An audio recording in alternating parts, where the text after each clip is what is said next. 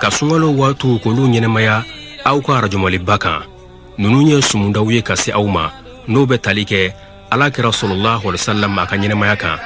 anaye baraba munu ka adamadiya ye ni adamadiya yɛrɛ bɛ k'i yɛrɛ nafa n'o ye fo kana bilanga bi waati nunu na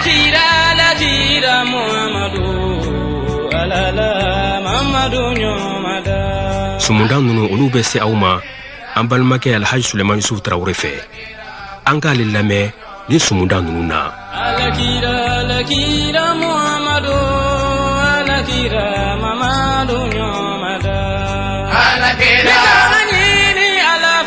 alhamdulillahi rabbil alamin وأصلي وأسلم صلاة وتسليما يليقان بمقام سفير الأنبياء وإمام المرسلين سيدنا محمد وآله وصحابته الكرام وبعد مستمعين الكرام السلام عليكم ورحمة الله وبركاته الحمد لله رب العالمين أم الله تعالى تندو كبركدا كولي نماندو أنسكو دمجرالا وكفي أمبان كالفا ومسابينا سبولا أتكالفتين وكفى مسلي كتدون فسمانتك نوي محمد صلوات ربي وسلامه عليه أمي الله تعالى دلي على كان نفنا هرما يجي أن الآخرة أمي الله تعالى دلي لمن يعني ستران غرج غنيما على كادي أنا بدين سلام وبلا جليما أمي الله تعالى دلي جمانين فتنة على كادوغا هرلا على كشيد أنا بدين سلام وبلا جليما على كان كفولا با أرجنا كنا على كوكاني على كرا هرما كما صلاة بركة كما صلي على محمد الحمد لله رب العالمين alisanga wala ameti dem belebele ndeka no damfon la son heramay no de adamadiya wasoro e no muhammadu sallallahu rabbi wa salamuhu alayhi kuma walante menena alakra sallallahu alayhi wa sallam anga walanjora alakra abina bo amba khadija nofe ninga khadija ke asiginyo ko musoy nga khadija radiyallahu anha alayra de anyine alakra fe alakra ka leta ka ke afur musoy kuma angola ko sheikhu fazazi ومن قدم المحبوبة أيقن بالنجه نما وما نئي كانوا يكون بلان يفي كي كادو سيغتالا إبدان يسرو كفو إبني كان يرسرو نايا الدين الشريع غفو تاكا لجي وكما وايرا أنا كفو على صلى الله عليه وسلم الله تعالى كانوا بادو وكفو الله تعالى تريفين دو وكما دوني كلا دو يايرا kafo danfara be teriya ani kanu ni ɲɔgɔn cɛ o kuma kanu ani teriya a bɛɛ lajɛlen ɲɔgɔn sɔrɔ alakira la nka Ibrahim alayhi wa ala nabiyina salam o kuma ale ye Allahu taala teri de ye o kuma ni maa o maa kɛra i kanu ɲɔgɔn ye o b'a yira o ye teri ye nka kuma dɔ la mɔgɔ teri bɛɛ tɛ i kanu ɲɔgɔn yɛrɛ jati ye n'an ye o danfara ninnu ta k'a lajɛ an b'a ye kuma dɔ la i b'a sɔrɔ kanu ɲɔgɔn bɛ se mɔgɔ ma ka sɔrɔ dalaminɛ tɛ aw ni ɲɔgɔn cɛ nga teri a ka ca la ni o bɛ se i ma i b'a sɔrɔ dalaminɛ bɛ aw ni ɲɔgɔn cɛ o de la Allahu taala a b'a fɔ an ɲɛna kuranɛ ba in kɔnɔ suratul an'am la a teri ka kuɲɛ la n'o ye Ibrahim ye ale de ka fisa ka tɛmɛ danfɛn bɛɛ kan Muhammad kɔfɛ sallallahu alayhi wa sallam o kuma Ibrahima Allahu taala ko a ka hakɛ la wa kadhalika nuri Ibrahima malakuta samawati wal ard a ko a bɛ nin cogoya in na i k'a dɔn anw masa taala bɛ jirali kɛ Ibrahima la sankaba maraw ani dugumakolo maraw la o kuma Jibrila de o maraw yira Ibrahima la alayhi wa ala nabiyina salam nga Allahu taala ko a kanu ɲɔgɔn ka kiri la o b'a yira an na k'a fɔ kanu ɲɔgɔn ale bɛ se ka se a kanu ɲɔgɔn ma ka sɔrɔ dalaminɛ t'u ni ɲɔgɔn cɛ wasita t'u ni ɲɔgɔn cɛ n'o ye yɛlɛyɛlɛn sen ye o kuma Allahu taala ko an ma kuranɛ kɔnɔ suratu najmina fa kana qaba qawsayni aw adna i k'a dɔn Allahu taala a sɔnna Jibrila ni alakira cɛ ka kɛ i komi kala n'a tajuru sidratul muntaha la walima ka surun ka tɛmɛ o kan alakira yɛlɛnna ka se yɔrɔ la Jibrila yɛrɛ ma se yɔrɔ min Allahu taala ni alakira ye kuma ta ɲɔgɔn na da ani da Allahu taala ka sɔrɔ ka seli farida ninnu di a ma nka Ibrahima i k'a dɔn a ye Jibrila de bila o ka koɲɛw yira Ibrahima la nka alakira sallallahu alayhi wa sallam Jibrila sera a dan na alakira de yɛlɛnna ka taa se yɔrɔ la danfɛn tɛ cogoya dɔ min na o kuma alakira ni Allahu taala ye kuma ta da ani da kasoro dalaminate uni ɲɔgɔn cɛ intermédiaire te o kuma nin b'a yira ana ka fɔ jaga kanu ɲɔgɔn de ka surun a kanu ɲɔgɔn na ka tɛmɛ teri kan o la Allah taala b'a fɔ ɲɛna Ibrahima ka koɲɛ la tugun kuma min na Ibrahima bɛ ka yafa deli ale Allah taala fɛ o kuma teri ale b'a nata de a teri ka yafa a ma o kuma Ibrahima ko i komi kuranɛ b'a fɔ an ye cogo min suratu shu'ara kɔnɔna na aya 82 Ibrahima ka kumakana walladhi atma'u an yaghfira li khati'ati yawmiddin ako Allah taala de masa ne be nata masa mina akanga fili junubu bele jelen kafarin alkiyama jokene kan o kuma Ibrahima Allah taala terido o kuma be ka nata alaka yafama aka chala ni ye fɛn min nata ka sin iterima iteribo keye nga Allah taala kanu ɲɔgɔn no Muhammad sallallahu alaihi wasallam ikado alima yafan nata Allah taala yɔrɔ dɛ Allah taala yɛrɛ de ko kuranɛ kɔnɔ suratul fatih la aya 2 liyaghfira laka Allahu ma taqaddama min dhanbik wa ma ta'akhkhara walisa Allah taala yɛrɛ de b'a laɲini ka yafa Muhammadu ma iye junubu min kɛ ka kɔn a kadi ni ala de ngo yafa o kɔfɛ ima junubu min kɛ fɔlɔ ni be no kɛ ɲo bɛɛ lajɛlen yafa o kuma nin de kanu ye Ibrahima a y'a ɲini ala fɛ ala ne b'a nata i ka yafa ma nka yani ala kira ka yafa ɲini ala fɛ ala ko ala kira ka di ne yɛrɛ de n ka yafa e ma i ye min kɛ ka kɔn ani ma min kɛ fɔlɔ o kuma y'a bɛɛ lajɛlen yafa ni ka sɔrɔ ala kira yɛrɛ ma junubu yɛrɛ fɛnɛ kɛ o kuma a bɛ fɔ nin de ma ko kanu o kɔfɛ Ibrahim Allah taala teri do a bɛ k'a ɲini Allah taala fɛ komi suratu shu'ara b'a yira an na cogo min aya 87 Ibrahima ko wala tukhzini yawma yub'athun ala ne b'a ɲini i fɛ i kana sɔn ka ne malo dona danfɛnw bɛ kunu don min n'o ye alkiyama jɔ don ye o kuma Ibrahima Allah taala teri de don o kuma a bɛ k'a ɲini a teri fɛ n'o ye a dabama ye i kana malo alkiyama jɔ kɛnɛ kan nka Allah taala kanu ɲɔgɔn n'o ye Muhammadu ye yanni ale k'a ɲini ala fɛ ko ala i kana malo Allah taala yɛrɛ ko ala karama suratu taharim na aya 8 yawma la yukhzi Allahu nabiyya a ko alkiyama jɔ don de ye don ye i k'a dɔn Allah taala t'a ka nabiyuma malo abadan o kuma maa min y'a ɲini fɛ karisa i kana malo e yɛrɛ ko karisa ne tɛ e malo jɔn de ta garantilen do o kuma siga t'a la Allah taala kanu ɲɔgɔn n'o ye Muhammadu sallallahu alaihi wasallam o de ta garantilen do o kɔfɛ Allah taala tel Ibrahim a y'a ɲini ala fɛ kuma min ale bɛ dekun kɔnɔna na hasbi Allah ne Ibrahima wasaba ye Allah taala de nka kuma min na Allah taala kanu ɲɔgɔn n'o ye Muhammadu sallallahu alaihi wasallam n'ale donna lajarabili kɔnɔna na yani ala kira k'a fɔ ko ne wasaba ye ala ye Allah taala yɛrɛ aya jigin o yɔrɔ bɛɛ suratul anfal la aya 64 Allah taala ko ya ayyuhan nabiyyu hasbukallah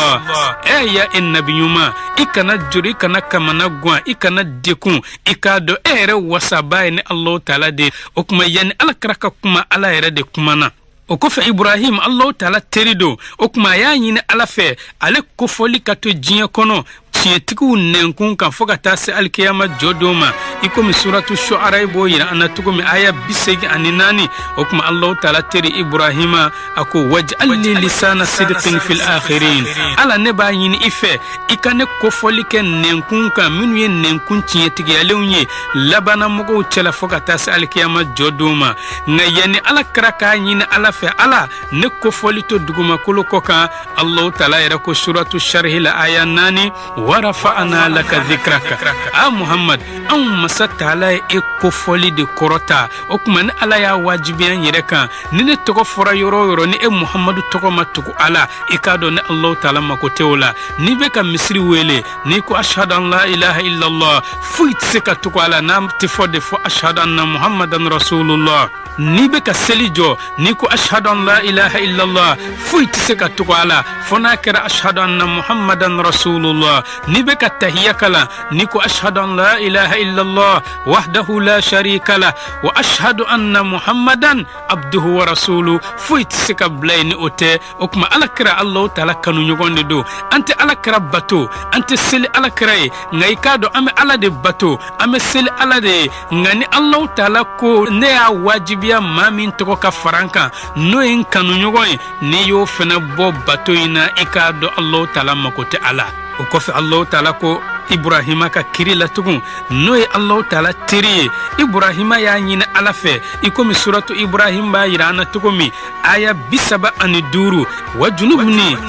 Ala ne b'a ɲini i fɛ i ka ne yɔrɔ ma janya wa baniya i ka ne bɔkolo fɛnɛ yɔrɔ ma janya ani n denw mun ma an na'budal asnama Ala an kana kɛ boli batolaw ye i ka ne nin bɔkolo bɛɛ lajɛlen yɔrɔ ma janya ka bɔ boli bato ma. O kuma Ibrahima ye nin ɲini Ala fɛ nka Allahu taala kanuɲɔgɔn ani Allahu taala jɛɲɛba n'o ye Muhammadu sallallahu alaihi wa sallam yan'ale ka Allahu taala wele ko Ala n b'a ɲini fɛ i ka ne nin bɔkolo yɔrɔ ma janya ka bɔ boli bato ma. O kuma Allahu taala yɛrɛ ko suratul ahzab la aya 37 Allahu taala ko innama yuridullah i ka dɔn Allahu taala yɛrɛ de b'a laɲini Ala ka laɲini bolila a ka di Ala de ye a bɛ Ala sewa a bɛ Ala nisɔndiya Ala ka laɲini bolila mun kan liyudhiba ankum rijsa ahlal bayti sɔfɛ fɛn o fɛn bɛ e Muhamadu n'i ka sokɔnɔmɔgɔw la. O kuma Allahu taala b'a fɛ k'o bɛɛ lajɛlen ta ka bɔ e Muhamadu i n'i ka kɔlɛw de la wa yutahhirakum tathira ni ka tila ka aw saniya saniya o kɔdan na. O kuma e ka jateminɛ kɛ tan kanu ani teriya i b'a dɔn k'a fɔ tiɲɛ yɛrɛ la kanu o de fanga ka bon ka tɛmɛ teriya kan. O de la n'i y'a jateminɛ an yɛrɛw ka laada kow dɔw la kuma dɔ la i b'a sɔrɔ e b'i ka dilan labɛn ka ɲa ni ka tila ka daran jɛman pasipasi fɛnsɛn i ka dilan kan. Ni i terikɛ nana don i ka so kɔnɔ n'a ka samara ye ka yɛlɛ i ka dilan daran jɛman kan n'a ka samara ye i bɛ kangari da ye karisa teriya bɛ yen nka nin tɛ ladabu ye. O kuma ne tɛ jɛn ni samara kana yɛlɛ n ka dilan kan. Nka e ka kɔɲɔmuso ni o nana a n'a ka talon bɛna yɛlɛ i ka daran jɛman kan e yɛrɛ bɛ yɛlɛ dɔrɔn k'a kɛ yɛlɛ misɛnnin ye ka talon in bɔ a sen na i tɛ dimi yɛrɛ. O kuma o b'a yira k'a fɔ jɛka kanu de fanga ka bon ka tɛmɛ teriya kan. O kuma an ba Khadija radiyallahu anha ale kɔni y'a kanuɲɔgɔn de bila ɲɛfɛ n'o ye Muhammadu sallallahu alaihi wa sallam. O kuma siga t'a la a y'a ka laɲini sɔrɔ. fasihu lisani mutahharul janani raufur rahimi uzunul khaira fasihu lisani mutahharul janani raufur rahimi. An ka walan tɛmɛnen an y'a bila k'a fɔ Alakira sallallahu alaihi wa sallam an bɛna furusiri kɛnɛ dɔ de kan n'o ye furusiri kɛnɛ ye an bɛɛ lajɛlen welelen don furusiri kɛnɛ min kan. O kuma ne ale silamɛ kelen kelen bɛɛ lajɛlen welelen don nin furusiri kɛnɛ in de kan. O kuma o furusiri kɛnɛ in zifafu man o ye jɔn de ka furusiri kɛnɛ ye. O kuma an b'a fɔ zifafu sadiq tiɲɛtigi ka furusiri kɛnɛ an bɛɛ lajɛlen welelen don o de kɛnɛ kan al amin min ye danayamɔgɔ ye. A bɛna muso jumɛn furusiri al afifa muso min kelen don k'a yɛrɛkun minɛ n'a tɛ jɛnɛya dɔ kɛ fɛn ye. al tahira muso min n'a ka sanu a yɛrɛkun na. O kuma tiɲɛtigi danayamɔgɔ a bɛna muso min kelen don k'a yɛrɛ minɛ n'a ka sanu o bɛna o de furusiri. O kuma lamɛnni jamakulu yala ne bɛ aw ɲininka est-ce que tiɲɛtigi bɛ dugumakolo in kɔ kan ani sankaba kɔnɔna na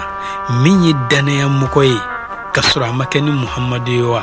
sallallahu alaihi wa sallam. O kuma an b'a fɔ o tɛ yen. Ni Muhammadu kɔni ma kɛ tiɲɛtigi danayamɔgɔ ye o kɔrɔ ye k'i ka n'i yɛrɛ sɛgɛn tugun. Tiɲɛtigi danayamɔgɔ tɛ sɔrɔ sankaba ni dugumakolo kɔnɔ tugun. Yala est-ce que muso bɛ yen min ka sanu a yɛrɛkun na n'a b'a yɛrɛkun sɔ minɛ a t'a dɔn k'a fɔ jɛnɛya ye kɛ fɛn ye a t'a dɔn k'a fɔ hakilima bɛ sɔn k'a ka taafe bolo labila maa ye ka sɔrɔ a ma kɛ ni furu sira ye. Est-ce que o muso sanuman bɛ yen ka sɔrɔ a ma kɛ Khadija ye wa? An b'a fɔ ko o muso sanuman tɛ yen fɔ n'a kɛra Khadija ye. O kuma ma'ashara sada ne kuntigi cɛma ana musoman lamɛlikɛ jamakulu o kuma bi de ye Muhamadu ka don ye ani John ani Khadija furusiriw la belebele diɲɛ bɛɛ lajɛlen ye furusiri min dɔn furukɛw la belebele fɛ n'a ye furumusow la belebele furusiri Alakira sallallahu alayhi wa sallam i kɛra fɛ o i y'a dɔn ka fɔ a ye Khadija furusiri i ma kɛ a fɛ o i y'a dɔn ka fɔ a ye Khadija furusiri Alakira ka furusiri khutuba a bɛ dusukun kɔnɔ fɔ ka taa se diɲɛ wuli ma nka ni e ni furumuso taara yɔrɔ la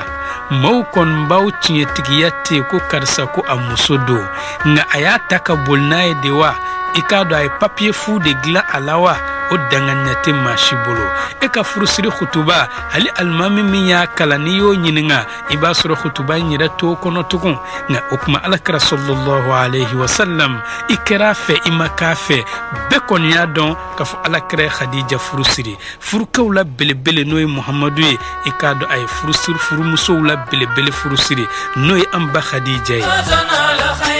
Abulayi de Mamadu Ominata de Mamadu o de la silamɛw nin furusiri kɛnɛ kan i k'a dɔn dunun gosi kun tɛ yen nin furusiri in kɛnɛ kan dɔnkɛ kun tɛ yen o kuma yanni an ka taa muso sanuma in ka so muso min n'a kɛlen don k'a yɛrɛ minɛ n'a tɛ jɛnɛya dɔ kɛ fɛn ye yanni an ka se o ka du kɔnɔ n'o ye Khadija ye o kuma an ka taa an dusukun kanu ɲɔgɔn ka du kɔnɔ fɔlɔ n'o ye Muhamadu ye sallallahu alayhi wa sallam nin don i k'a dɔn Muhamadu kun bɛ a binakɛ ka so n'o ye a fa balimakɛ fa kelen ba kelen n'o ye Abu Talib n'o de Ali ibn Abi Talib wolofa ye o kuma Abu Talib i k'a dɔn a y'a balimakɛ den wele ka na n'o ye Muhamadu ye sallallahu alayhi wa sallam a ko yabna akhi ya ne balimakɛ den Muhammad e kɔni b'a dɔn k'a fɔ ne si kɔrɔbayara wa i k'a dɔn nafolo min bɛ ne bolo a ka dɔgɔn kɔlɛ yɛrɛ fɛnɛ ka ca waati ye ne Abu Talib kini a ɲinye gɛlɛya donna an kan o kuma e dun Muhamadu sera furu ye i kalifara ne de la nka fɛn tɛ ne bolo ka furu kɛ ka d'i ma o kuma ne b'a ɲini i fɛ i ka taa an ba Khadija yɔrɔ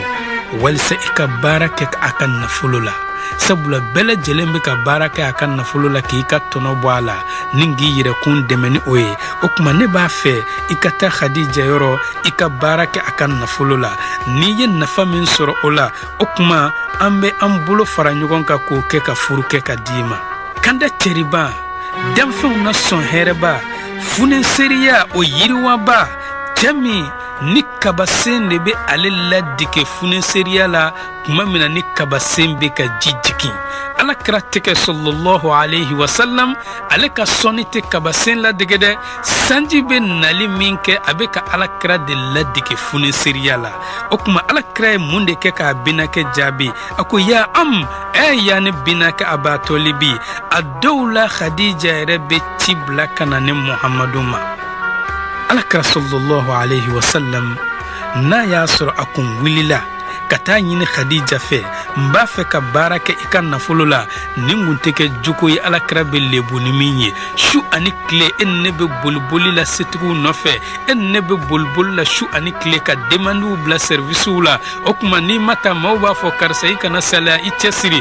o ma kɛ lebu ye ni Alakira kun taara ko n bɛ taa baara kɛ i ka nafolo la o de bɛ kɛ lebu ye i k'a dɔn o kun tɛ kɛ lebu ye dɛ nka i k'a dɔn Alakira m'a yɛrɛ dege abadan ka setigiw ka bonda kɔngɔn u ka nafolo nɔfɛ sabula ale Muhamadu de y'a fɔ a cilen kɔfɛ a ko waman qa'ada ila ghaniyin ni maa o maa ye baara bila ni ka t'i sigi bana dɔ ka bonda da la nafigiya kama naamiya kama sofulawuluniya kama ni ka o setigi ka a diɲɛ kow yira a la ni ka goɲanya kow k'olu dogo a la ko walisa e yɛrɛ ka se ka kɛ fɛn ye o tigilama ka nafolo la o kuma kalontigɛbali de ko ten ko faqad dhahaba thulutha dini i k'a dɔn e ka diinɛ kilan sabanan k'o taara ka ban odilanga kodono ko la takhdu anna li makhluqin ala tama'in ikani yira kun majigi danfen doye natakama ko sabula odebina ke sababu ye ke fenye odebina ke sababu ye ka joro di ema odebina ke sababu ye ka bara di ema odebina ke sababu ye ka musakauta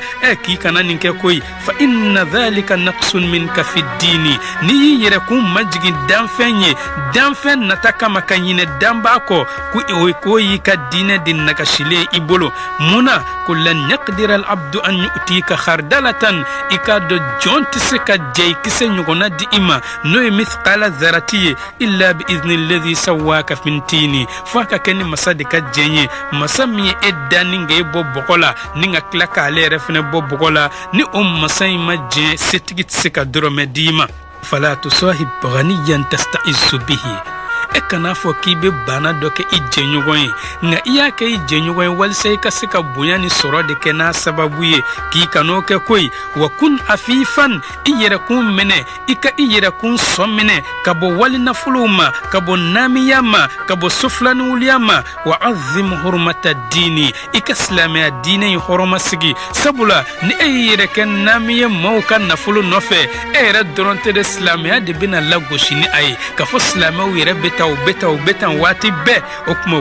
wastarzuqillaha mimma fi khaza'inihi igarjige nyini Allah ta'ala bulu alaka damandinge kono okuma sabula fa inna rizqaka bainal kafi wan nuni ikado igarjige abe kun fayakun de ni nyogonche ni alako garjige suru karsa kan basura shurula okuma namiya dabla ijigi seme alala ikado ka foyi garjige be Allah ta'ala de bulu wastaghni billahi an dunyal muluk okuma kari ika Allah ta'ala mine jiyan nafulo tigi laba nunu jiyan laba masake nunu jiyan laba joro tigini nunu kika nunu twenkoy nunu tsika fuyi de nya eye sabula nunu yuka joro nunde mine nunu yuka masaya nunde mine nunu yuka nafulo nunde mine ninga Allah ta'ala ka dine intwe okuma olu kari la alaka dine ko tugo me ningu shogolea u yere ka joro nuka million damadonina ke refene ka kari unuka jinye ko ninki suko ika alala no kera ikado isanyale mbese al kiyama jokeneka wa iwasale meta ibokolo tseka lagoshi ni iye chama mekira kome olu makira don wanebe nakira defo alakira wakira bajole wakira basigile imado de ganye okuma alakira sallallahu alayhi wa sallam amasson ka khadijatu ka bunda konkon munkama khadija ka banaya kama nsabula kodona ko man atazza bi ghayrillah nimma o may buyanyini fendo fe minte Allah ta'ala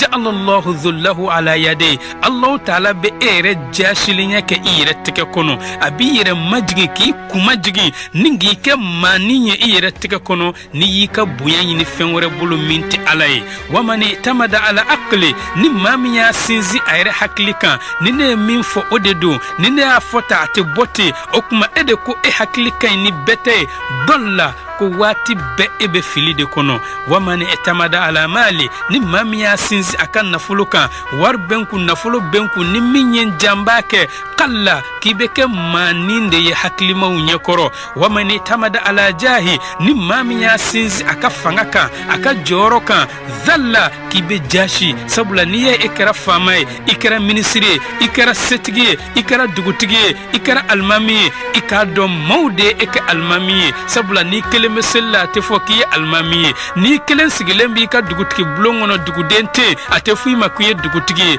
ni kelembi ka pale kono jamana dente ate fuyi makuye present okuma niye ekra nyemaye okuma mado de yikai ni eyi sinzi ika nyemaya inka ka foyi bi sekuke ibi jenya kuke ni mau bore kokoro dunwodo Allah ta'ala ko kale bi jashi ningi ke sambara kono tongo fenye okuma wamene tamada ala nas ni maminya sinzi adama dunka feonfe ede ko karsa nyama dunwodo karsa ninketa karsa nimma ko benata okuma malla ki kado ki neke bebo maula alaba ere ni mugo yi kunye dron uba foko ako karsa bena ketanno nga ko wamene tamada Allah ni maa min ye danfɛnw to ye ni ng'i ka ko bɛɛ lajɛlen sɛmɛ Allahu taala la i k'a dɔn e tɛ fili i tɛ kɛ maanin ye i tɛ dɔgɔya i tɛ jaasi i tɛ negebɔ sabula n'i ye bonya ɲini fɛn fɛn fɛn min bɛ faatu siga t'a la don dɔ e ka bonya bɛ faatu sabula fɛn min ye bonya d'i ma n'o sara don min e yɛrɛ ka fɛnɛ ka bonya bɛ sa o nɔfɛ dɛ o tuma masa min tɛ faatu ko bonya ɲini o fɛ o tuma alakira sallallahu alayhi wa sallam a ma sɔn ka Khadija ka bonda kɔngɔn Khadija ka nafolotigiya kama nga sangani ma kɛ fo n'a kɛra sanga fitinin dɔrɔn ye alakira i k'a dɔn Khadija ka titen kɛrɛnkɛrɛnnen nana a ma a bɛ k'a ɲini danfɛnw kuntigi fɛ ani tiɲɛ masa kanubaa fɛ ko Khadija ko Muhammad a mako b'i la i n'a ka audience kɛ o tuma ko tuma min na n'u ye ɲɔgɔn ye kɛ Khadija y'a yira Muhammadu la n b'a fɛ i ka baara kɛ n ka nafolo la o tuma Allahu taala ko kuranɛ kɔnɔ walillahi la izzatu wali rasulihi walil mu'minin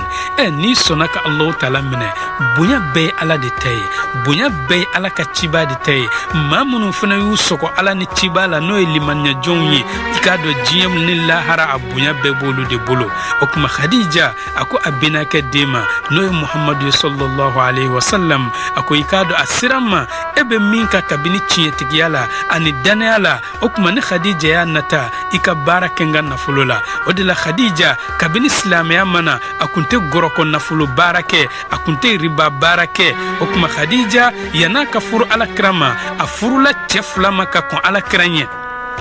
o cɛ fɔlɔ o de ye Hindu bun Zurarata Tamimi Khadija cɛ fɔlɔ ye nin ye o tuma a ye den fila sɔrɔ nin ye den kelen tɔgɔ ye Hind den tɔgɔ ye Hala nin fila bɛɛ lajɛlen cɛ ye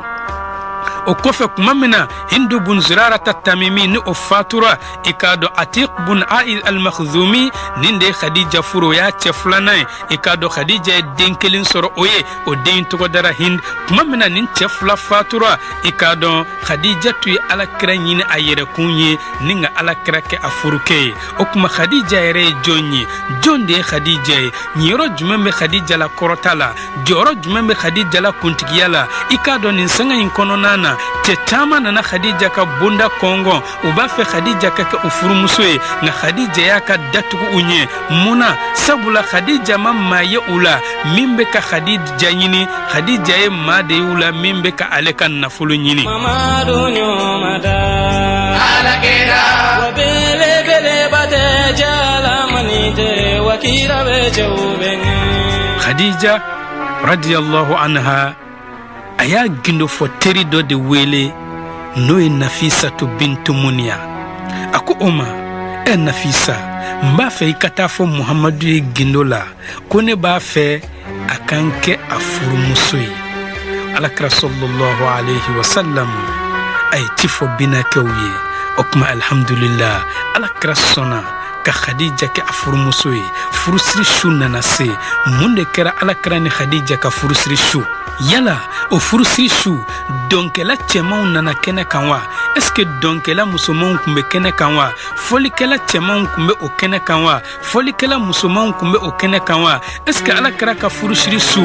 minfɛnw tulonkɛra adamadenw hakili la wa est-ce que alakira ka furusiri su sisi cɛjuguw ye adamadenw bɔ u dabolow kan wa la wallahi i k'a dɔn o ma kɛ sabula i k'a dɔn furukɛ n'o ye Muhammadu ye sallallahu alayhi wa sallam kana nazifan i k'a dɔn furucɛ in kun ka sanu mundu mawlidihi kabini alakira bangeyɔrɔ la a ka sanu ila an laqiya Allah f'a taara Allahu taala kunbɛn don min i k'a dɔn alakira b'a ka saniya la nin furucɛ belebele in n'o ye Muhammadu ye sallallahu alayhi wa sallam nin furusiri su kana nazifal aynayni alakira ɲɛkisɛ fila kun ka sanu sabula ɲɛkisɛ fila in ma haramu lajɛ alakira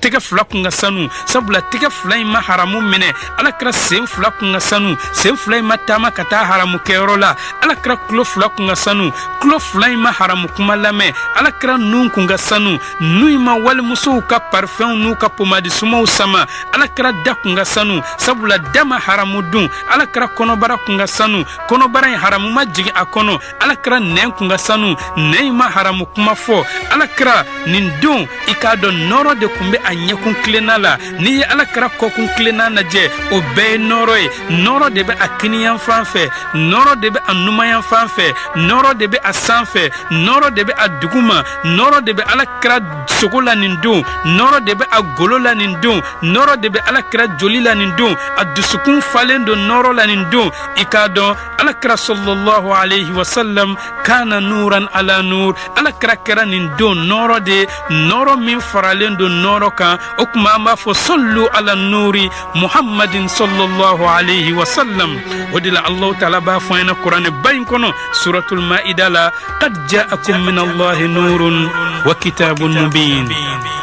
sabula maa dɔ bɛ se ka kamana guwa ni nɔrɔ ko cayara o kuma alakira yɛrɛ ye nɔrɔ de ye wa an b'a fɔ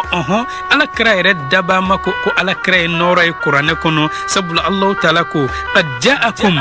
hakika la nali kɛra aw adamadenw ma ka bɔ yɔrɔ jumɛn ka bɔ allahu taala yɔrɔ nurun nɔrɔ dɔ de la wa kitabun ani kitabu n'o ye kuranɛ o kuma ni allahu taala kuma kitabu fara a kan ya o kuma dɔw kun b'a yira ko nin nɔrɔ ye kuranɛ de nka allahu taala ye kitabu fara a kan nɔrɔ in tɛ se ka kɛ foyi ye ni muhammad tɛ sallallahu alayhi wa sallam o kuma an b'a fɔ k'a fɔ alakira ye nɔrɔ de ye ala nurin muhammadun rasulullah sallallahu alayhi wa sallam o kuma khadija i k'a dɔn jibril alayhi wa ala nabiyina salam a ko dusukun kanuba ma a ko ya rasulallah ya ala ka ciba ma ɲini fɛ o kuma salamu bila khadija tuka aqri'i khadija min rabbiha salam allahu taala ko n k'a fɔ i ye muhammad ko ale ala ko khadija assalamu alayki